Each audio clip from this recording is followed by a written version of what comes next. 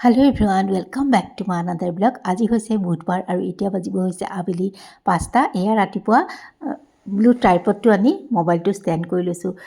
নহ'লে ভিডিঅ' কৰিম বুলি থাকোঁতে থাকিয়ে যায়গৈ আৰু ভাবিছোঁ আজি এফালে যামো, গতিকে বৰ বেছি ভিডিঅ' কৰিবলৈ সময়ো নাপাম। এয়া চাওকচোন, কেৰাহীটো পাতি তাতে তেল দিছোঁ, অকণমান পিঁয়াজ কাটি পাঁচফোৰণ দি দিছোঁ আৰু সেইখিনি ভালকৈ ভজা যোৱাত অকণমান ধুনীয়া গোন্ধ ওলোৱাত পাঁচফোৰণ আৰু পিঁয়াজৰ যিটো ফুৰফুৰণি গোন্ধ এটা ওলাব, তাৰপাছত দি দিলোঁ এয়া স্কোৱাছ আছিলে, বন্ধাকবি, ফুলকবি, আলু, সেইখন দি দিলোঁ। আৰু এই ভাজিখন মই কি কৰোঁ জানেনে, অলপ ভাপতে বনাওঁ। মানে গেছৰ ফ্লেমটো প্ৰথমতে অকণ বহাই থৈছোঁ, এয়া দেখিছেই নহয়। তাৰপাছতে মিডিয়াম ফ্লেমত কৰি থৈ দিওঁ, নিমখ, হালধি, জিৰা, ধনিয়া, বাছ ইমানেই আছিলে ভাজিখনত।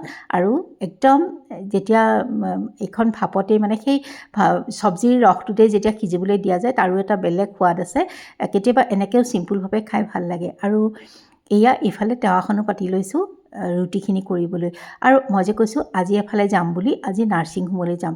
মানে তাতে মোৰ মাহী শাহু এগৰাকী আছে, গতিকে যাম যেতিয়া ভাবিছোঁ মাহীলৈ ভাতকেইটা লৈ যাম। সেইকাৰণে একদম বৰ বেছি ভিডিঅ' কৰি নাথাকোঁ, বনোৱা মেলা সময়ত বহুত সময় গুচি যায়। ভাবিছিলোঁ 11:30 মানতে ওলাই যাম ঘৰৰ পৰা, কিন্তু যাওঁতে ঘৰৰ পৰা 12টাই বাজি গ'লগৈ।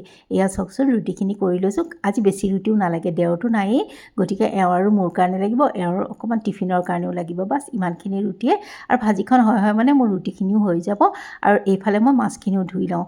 আৰু এয়া চাওক, মাছখিনি মই আকৌ কি জানেনে, অকণমান নিমখ দি ধুলে বেছি ভাল পাওঁ, গতিকে অকণ নিমখ পানী তিয়াই থৈ দিছিলোঁ আৰু তাৰপাছত আকৌ ধুনীয়াকৈ ধুই লৈছোঁ। আৰু এয়া মোৰ ভাজিও হৈ গ'ল। আৰু তাৰপাছতে ব'লক মাছখিনিও বনাই লওঁ। কেনেকৈনো বনাওঁ, একদম চিম্পুলভাৱে বনাম আজি, যাতে বেমাৰীৰ কাৰণেও হয়, মানে মাহীৰ কাৰণেও হয় আৰু আমাৰ কাৰণেও হয়।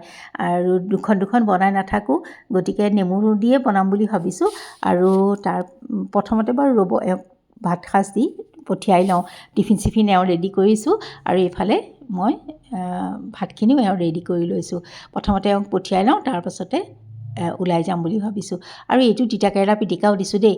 কালি এওঁ কৈছিলে যে তিতাকেৰেলা ভাজি দিবা, একদম মোৰ আজি সময়ে নহ'ল ভাজিবলৈ, গতিকে ভাততে দি অকণ পিটিকা কৰি দিছোঁ। কাটা কুটা কৰোঁতে ইমান সময় লাগে ৰাতিপুৱা, আৰু ঠাণ্ডা দিনৰ ৰাতিপুৱাটো পটককৈ যায়। আৰু আজি উঠোঁতে মানে অকণ 6টা বাজিয়েই গ'ল। 6টা বাজি গ'লেই মোৰ হাহাকাৰ লাগে কিয় জানো, ইটো সিটো কৰোঁতে আৰু চাহ তাহ খাওঁতে এওঁৰ লগত অকণ কথা চথা পাতোঁতে বহুত কথাও ওলাই যায় কেতিয়াবা, তেনেকৈয়ে বহুত সময় গুচি যায়। আৰু এয়া তেলতে অকণমান সৰিয়হ ফুটাই বইল আলুখিনি মানে মই বইল কৰি লৈছোঁহে, যাতে এয়া হয়, সোনকালে হয়। আৰু এই যে ফুলকবিখিনি, সেইখিনিও অকণমান নিমখ পানীত উতলাই পেলাই পানীটো পেলাই দিছোঁ। যিহেতু মই অসুখীয়া মানুহৰ কাৰণেও বনাইছোঁ লগতে, গতিকে অকণমান কেয়াৰফুলি বনালে ভালো লাগে। ক'ৰবাত গেছ চেছ হ'বও পাৰে, গতিকে সাৰ চাৰ দিয়া ফুলকবিও হ'ব পাৰে, সেইকাৰণে অকণমান পানী পেলাই লৈছোঁ। ক'বতো নোৱাৰি, ভয়ো লাগে, নিম বুলি কৈছোঁ যদিও। আৰু এইফালে এয়া মাছখিনি পানী মানে আঞ্জাখন উতলা হাত মাছখিনি দি দিছোঁ। আৰু অকণমান পিঠাগুড়ি দি দিছোঁ, মই এচামুচ পিঠাগুড়ি, তেনেকৈ দি চাব পাৰে, বহুত ভাল লাগে। আৰু নেমু অকণ চেপি এয়া মোৰ টেঙা ৰেডি হৈ গ'ল। এটা গোন্ধোৱা নেমু পাতো দিছোঁ দেই। আৰু তেন্তে